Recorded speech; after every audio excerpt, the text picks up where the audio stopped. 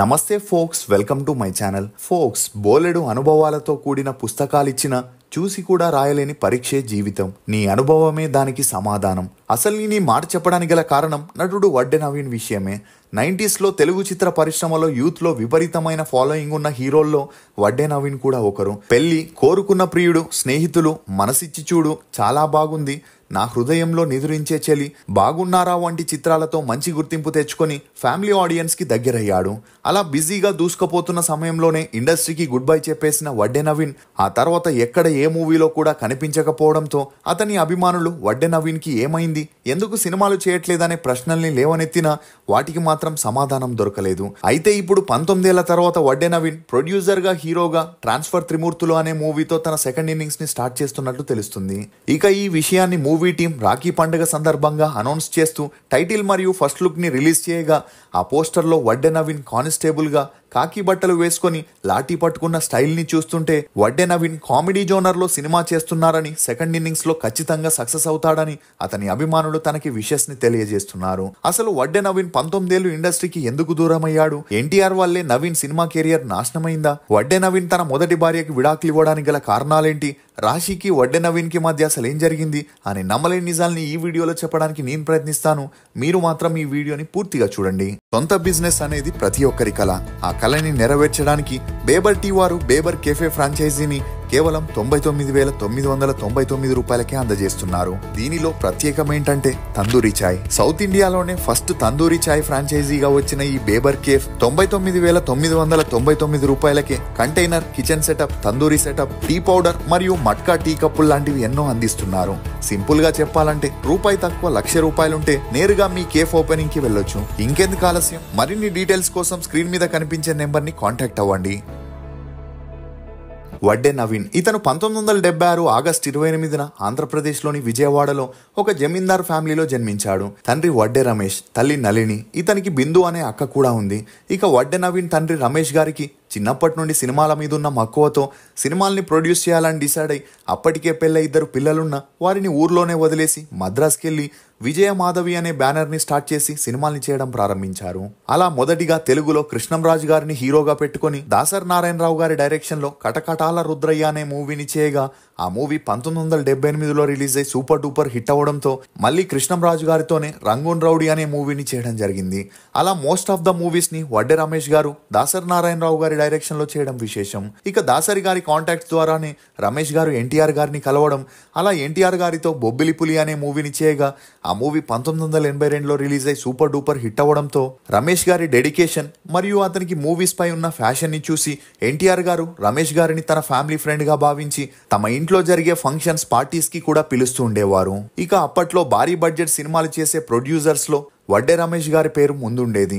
అలా ఒకవైపు హిందీలో సూర్ సంగం అనే మూవీని ప్రొడ్యూస్ చేస్తూ తెలుగులో లంకేశ్వరుడు, విశ్వనాథ నాయకుడు, రావణ బ్రహ్మ, తిరుగుబాటు అనే మూవీస్ ని ప్రొడ్యూస్ చేస్తూ తనే డైరెక్టర్ గా రాజశేఖర్ ని పెట్టుకుని అమ్మ కొడుకు అనే మూవీని చేయడం విశేషం.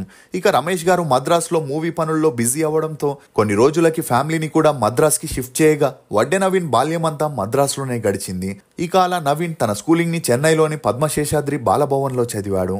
చదువుల్లో చురుగ్గా ఉన్న వడ్డే నవీన్ కి చిన్నప్పటి నుండి సినిమా వాతావరణంలో పెరగడంతో తనకి కూడా సినిమాల్లో హీరో అవ్వాలనే ఇంట్రెస్ట్ ఏర్పడింది. అలా ఇంటర్ పూర్తి చేసి చదువుల్ని కంటిన్యూ చేయలేక తనకి హీరో అవ్వాలని ఉందని తండ్రికి చెప్పగా అందుకు రమేష్ గారు కూడా తన సినీ వారసుడిగా తన కొడుకుని తీసుకురావాలని సపోర్ట్ చేయడం మొదలెట్టారు. ఇక తనని హీరోగా లాంచ్ చేసే ముందు అందుకు కావలసిన యాక్టింగ్ కోచింగ్ నిప్పించాలని చెన్నైలోని యాక్టింగ్ క్లాస్లో చేర్పించగా తన యాక్టింగ్ స్కిల్స్ ఇంకా మెరుగుపడాలంటే థియేటర్స్ డ్రామాలో చేస్తేనే సాధ్యమని కొంతమంది చెప్పడంతో నవీన్ కొన్ని థియేటర్ ప్లేస్లో కూడా యాక్ట్ చేయడం జరిగింది. ఇక అలా మొదటిగా ఒక మూవీని స్టార్ట్ చేసి షూటింగ్ ని కంప్లీట్ చేసుకుని పోస్ట్ ప్రొడక్షన్ లో ఉన్నప్పుడు ఆ మూవీ రష్ ని చూసిన వడ్డే రమేష్ గారు టేకింగ్ స్టోరీ నచ్చక ఆ మూవీని అక్కడికే ఆపేశారు. అలా ఒకవేళ ఆ మూవీ రిలీజ్ అయితే తన కొడుకు కెరియర్ స్టార్ట్ అవ్వకుండానే ఆగిపోతుందని భయపడ్డారు. ఇక అప్పటికే తాజ్మహల్ అనే మూవీని డైరెక్ట్ చేసి హిట్ కొట్టిన ముప్పలనేని శివ గారు వడ్డే రమేష్ గారికి కోరుకున్న ప్రియుడు అనే మూవీ స్టోరీని చెప్పడం, అది తనకి బాగా నచ్చడంతో వడ్డే నవీన్ ని హీరోగా, కన్నడ హీరోయిన్ ప్రేమని హీరోయిన్ గా తీసుకొని ఆ మూవీ షూటింగ్ ని స్టార్ట్ చేశారు.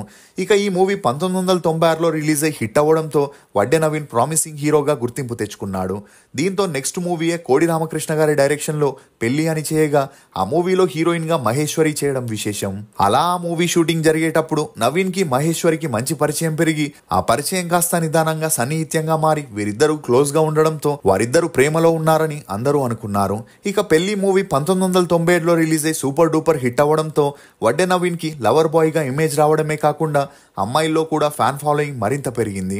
ఆ తర్వాత వడ్డే నవీన్ మా బాలాజీ, ప్రియా ఓ ప్రియా, తాంబూలాలు, పెళ్లాడి చూపిస్తానే మూవీస్ ని చేయగా ఆ మూవీస్ రిలీజ్ అయి బాక్సాఫీస్ వద్ద బోల్తా కొట్టడంతో వడ్డే రమేష్ గారు తన కొడుకు సినిమా ఇండస్ట్రీలో ఎదగాలంటే డబ్బుతో పాటు బ్యాక్గ్రౌండ్ కూడా ఉండాలని అప్పటికే ఎన్టీఆర్ గారి ఫ్యామిలీతో మంచి స్నేహం ఉండడంతో వారితో బంధుత్వాన్ని కూడా ఏర్పాటు చేసుకోవాలని దాసరి నారాయణరావు గారు మధ్యవర్తిగా ఎన్టీఆర్ గారి పెద్దమ్మాయి అయిన లోకేశ్వరి గారి కూతురు చాముండేశ్వరిని వడ్డే నవీన్ కి అడగగా డబ్బు, ఆస్తి, పలుకుబడిలో మంచి పేరున్న ఫ్యామిలీ అయి ఉండడంతో ఎన్టీఆర్ గారి ఫ్యామిలీ కూడా ఈ పెళ్లికి ఒప్పుకోవడం జరిగింది.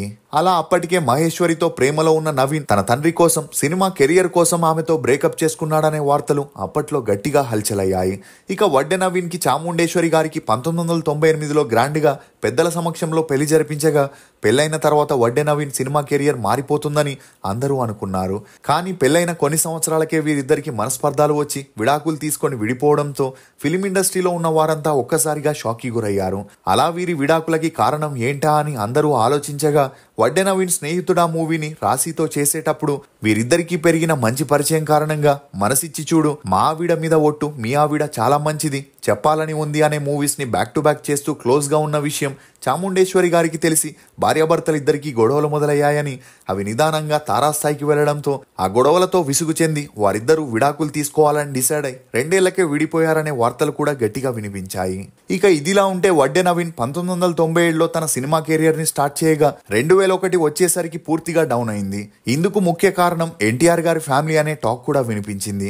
ఎందుకంటే తమ ఫ్యామిలీ అమ్మాయిని పెళ్లి చేసుకుని సినిమా హీరోయిన్ కోసం విడాకులు ఇవ్వడాన్ని సహించక అతని మూవీస్ కి థియేటర్స్ ఇవ్వకపోవడం, మరియు అప్పటికే Vadde Naveen cinema graph down లో ఉన్నప్పటికీ ప్రొడ్యూసర్లు, డైరెక్టర్లు ఎన్టీఆర్ గారి ఇంటి అల్లుడనే నమ్మకంతో అతనికి ఆఫర్స్ని ఇచ్చేవారు. ఇక ఎప్పుడైతే నవీన్ విడాకులు తీసుకున్నాడో అప్పటి వరకు సైన్ చేసిన మూవీస్ అన్ని స్టార్ట్ కాకుండానే ఆపేయడం, ఒకవేళ స్టార్ట్ అయినా అవి మధ్యలోనే ఆగిపోవడంతో నవీన్ తో కలిసి ఏ డైరెక్టర్, ప్రొడ్యూసర్ కూడా సినిమాలు చేయడానికి ముందుకు రాలేదు. ఇక అలా వడ్డే నవీన్ ఓన్ గా ప్రొడ్యూసర్ గా మారి హీరోగా 4-5 సినిమాలు చేసిన ఆ మూవీస్ కూడా రిలీజ్ అయి ఫ్లాప్ అయ్యాయి. ఆ తర్వాత రమేష్ గారు వడ్డే నవీన్ కి తమ బంధువుల అమ్మాయితో 2005లో రెండో పెళ్లి చేయగా వీరి అన్యోన్య సంసారానికి గుర్తుగా ఒక అమ్మాయి, ఒక అబ్బాయి కూడా పుట్టారు. ఇక ఇదిలా ఉంటే 2006లో గోపి గోడ మీద పిల్లి అని నరేష్ మూవీలో సపోర్టింగ్ ఆర్టిస్ట్ గా చేయడం ద్వారా వడ్డే నవీన్ తన సెకండ్ ఇన్నింగ్స్ ని స్టార్ట్ చేసిన ఆ మూవీ ద్వారా తనకి అంతలా గుర్తింపు రాలేదు. అలా ఆ తర్వాత 1, అందమైన మనసులో, ఆంటీ అంకుల్, నందగోపాల్, శ్రీమతి కళ్యాణం అనే మూవీస్ ని చేసిన ఆ మూవీస్ ద్వారా ఎటువంటి ప్రయోజనం కలగలేదు. దీంతో 2010 తర్వాత పూర్తిగా సినిమాలకి గుడ్ బై చెప్పేసి వడ్డే నవీన్ తమ ఫ్యామిలీ బిజినెస్ ని చూసుకుంటూ హ్యాపీగా ఫ్యామిలీతో గడుపుతూ వచ్చాడు. కానీ అదే సమయంలో తనకి ఎల్లప్పుడూ అండగా ఉంటూ తోడుగా ఉన్న తన తండ్రి వడ్డే రమేష్ గారికి క్యాన్సర్ రావడం, అది ఫైనల్ స్టేజ్ దాకా వెళ్లి 2013లో తన 66వ ఏటకి మరణించడంతో వడ్డే నవీన్ మానసికంగా కృంగిపోయాడు. ఇక అలా తండ్రి మరణంతో ఫ్యామిలీ బాధ్యతలన్నీ తన మీదే పడగా ఇండస్ట్రీకి దూరంగా ఉంటూ కనీసం ఇంటర్వ్యూస్ కూడా ఇచ్చేందుకు ఇంట్రెస్ట్ చూపించకుండా బిజినెస్ పనుల్లో బిజీగా ఉంటూ వచ్చాడు. కానీ ఒకసారి రుచి చూసిన నాలుక మళ్ళీ అదే రుచి కావాలన్నట్లు 19 ఏళ్ల తర్వాత ట్రాన్స్ఫర్ త్రిమూర్తులు అనే మూవీతో తనే ప్రొడ్యూసర్ గా, హీరోగా రీఎంట్రీ ఇస్తున్న వడ్డే నవీన్ రాఖీ పండుగ సందర్భంగా ఆ మూవీ ఫస్ట్ లుక్ ని లాంచ్ చేయగా ఆ పోస్టర్ ని చూసిన వారంతా వడ్డే నవీన్ మొదటి మూవీలో ఎలా ఉన్నాడో 50 ఏళ్లలో కూడా అలాగే ఉన్నాడని, చాలా సంవత్సరాల తర్వాత స్క్రీన్ మీద వడ్డే నవీన్ ని చూసేందుకు ప్రేక్షకులు ఇంట్రెస్ట్ చూపిస్తున్నట్టు తెలుస్తుంది. ఇప్పటి వరకు వడ్డే నవీన్ హీరోగా, సపోర్టింగ్ ఆర్టిస్ట్ గా, గెస్ట్ రోల్లో 33 సినిమాల్లో యాక్ట్ చేశారు. మీకు వడ్డే నవీన్ నటించిన సినిమాల్లో ఫేవరెట్ ఏదనేది కమెంట్ సెక్షన్ లో తప్పకుండా తెలియజేయండి. ఫోక్స్, నీ గుణాన్ని ఇతరులు అభిమానించి అనుమానించి అవమానించే ముందే నువ్వు నీలా ఉండడం నేర్చుకో. నీపై సంధించే వాగ్బానాలు ఎన్నైనా స్థిర చిత్తంతో ముందుకు సాగిపోయే నైజం నీ సొంతమవుతుంది. ఇది ఫోక్స్ నటుడు వడ్డే నవీన్ గురించి కొన్ని నమ్మలేని నిజాలు. ఈ వీడియో మీద మీ అభిప్రాయాన్ని కమెంట్ సెక్షన్ లో తప్పకుండా తెలియజేయండి. మేము చేసిన ఈ వీడియో మీకు నచ్చినట్లయితే ఒక లైక్ ద్వారా మీ సపోర్ట్ ని మాకు తెలియజేయండి. For more interesting videos please subscribe to CR voice. Thank you.